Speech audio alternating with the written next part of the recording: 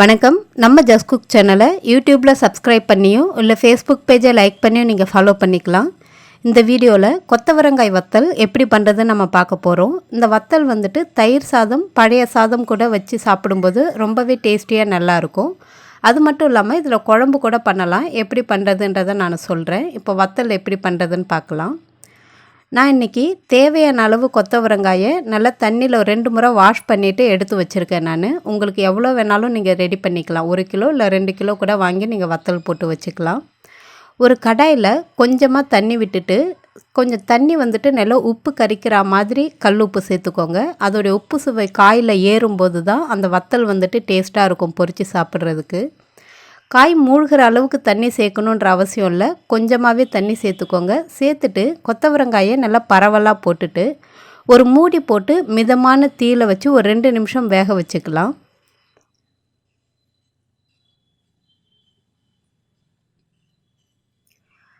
ரெண்டு நிமிஷம் பொறுத்து காயை நல்லா திருப்பி விட்டு இன்னும் ஒரு 2 நிமிஷம் நம்ம வேக வைக்க போகிறோம். நீங்கள் ரொம்ப அதிக நேரம் வேக வச்சிட்டிங்க அப்படின்னா காய் வந்து நல்லா குழஞ்சி போயிடும்.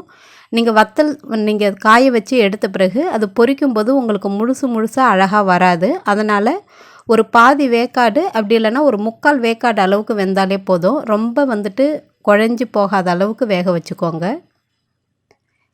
இது நல்லா வெந்ததும் தண்ணியை கம்ப்ளீட்டாக நம்ம வடித்து எடுத்துட்டு தனியாக ஒரு பிளேட்டில் வச்சு ஒரு 3 நாள் நல்லா காய வச்சு எடுத்துக்கலாம். நல்லா காஞ்ச பிறகு அந்த வத்தல் நம்ம உடைக்கும் போது நல்லா பட்டுன்னு உடஞ்சி வரணும். அந்த அளவுக்கு காய வச்சுக்கலாம். எப்போவுமே நம்ம இந்த மாதிரி வத்தல் பண்ணும்போது நல்லா காய வச்சு எடுத்துட்டோம் அப்படின்னா மழைக்காலம் வர வரைக்குமே கூட அது நல்லா பூச்சி பிடிக்காமல் ரொம்பவே நல்லாயிருக்கும்.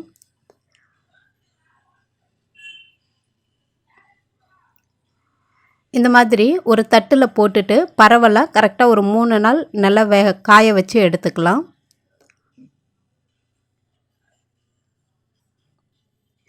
இந்த மாதிரி கொத்தவரங்காய், கத்திரிக்காய், வெண்டைக்காய் அந்த காயிலெல்லாம் நம்ம வத்தல் ரெடி பண்ணி வச்சுக்கிட்டோம் அப்படின்னா மழை காலங்களில் நம்மளால் காய்கறி வாங்க முடியலனா கூட ரொம்ப சிம்பிளாகவே நம்ம காரக்குழம்பு வைக்கலாம். ரொம்பவே சுவையாக நல்லாவும் இருக்கும்.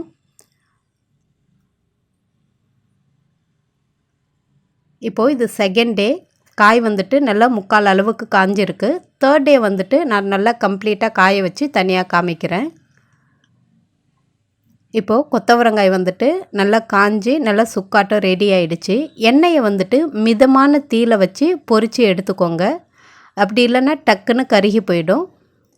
இந்த மாதிரி பொரித்த இந்த கொத்தவரங்காயை நீங்கள் டைரெக்டாக தயிர் சாதம் கூட பழைய சாதம் கூடலாம் வச்சு சாப்பிடும்போது ரொம்பவே டேஸ்டியாக நல்லாயிருக்கும். இந்த வத்தலை பயன்படுத்தி புளிக்குழம்பு எப்படி பண்ணுறது அப்படின்றத நான் டிஸ்கிரிப்ஷனில் கொடுத்துருக்கேன். நீங்கள் செக் பண்ணி பார்த்துக்கோங்க. நீங்களும் இந்த வத்தலை ட்ரை பண்ணி பார்த்துட்டு எப்படி இருந்துச்சுன்னு சொல்லுங்கள். நன்றி, வணக்கம்.